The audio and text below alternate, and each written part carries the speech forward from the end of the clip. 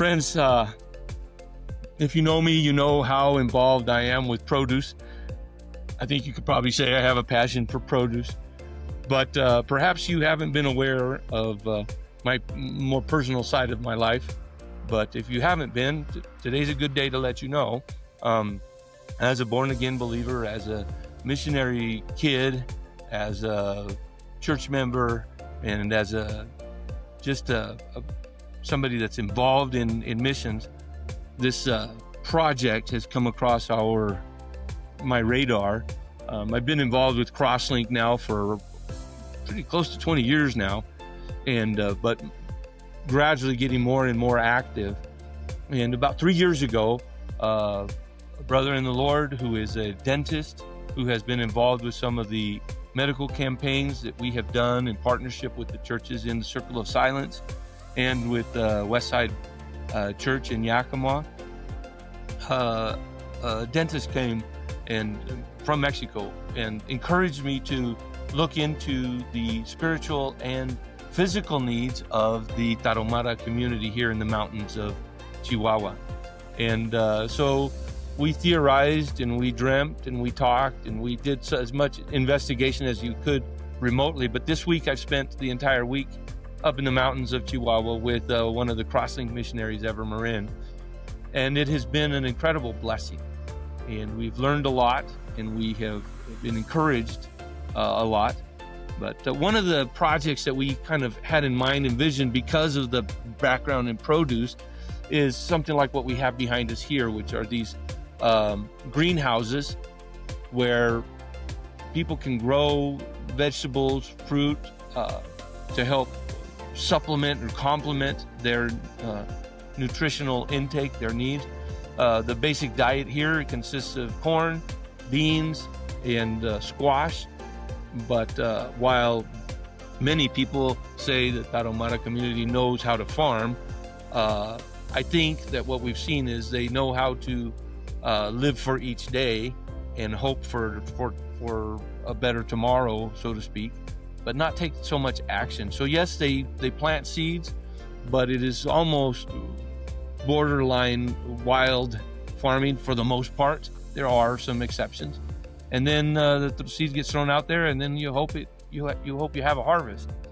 And so what we're really looking to do is take biblical principles of farming, biblical principles of living, and apply them and teach them through the process of growing produce in these greenhouses. And so we're looking for people who want to partner with us, people who want to come down and use their muscles to help clear the ground, lay the ground, do the footings and all of that, and construct this greenhouse dome type building. We need people who are expert growers, agronomers, scientists that will spend some of their effort and their time teaching us and teaching the people so that they can have productive greenhouses.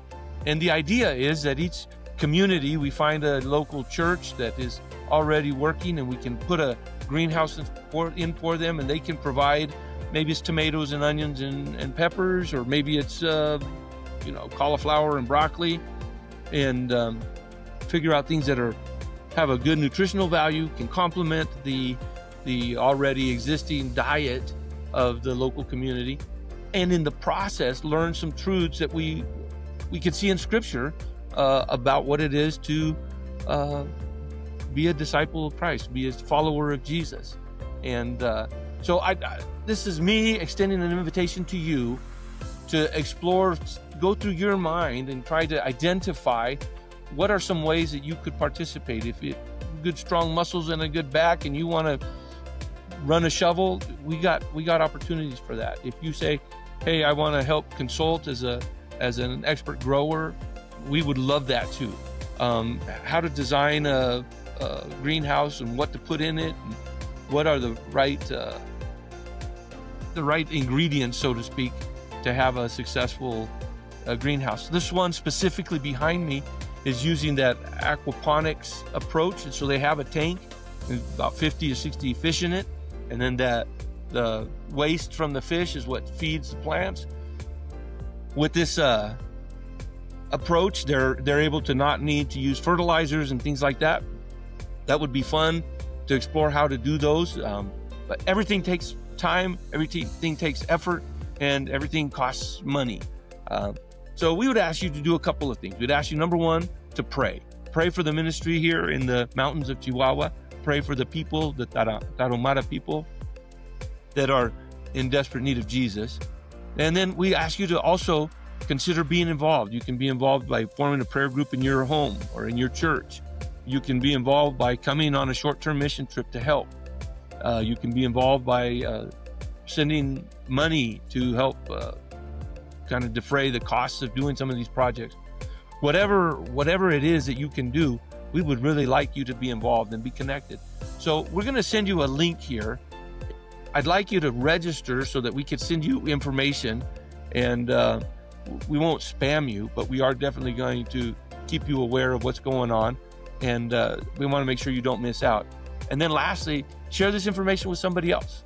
If you can think of somebody that fits the bill, we would love to talk to them, and if you could put us in touch with them, that would be phenomenal.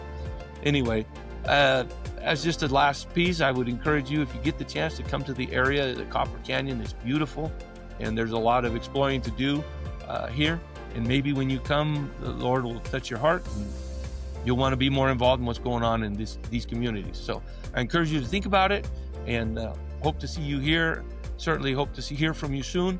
Have a great day.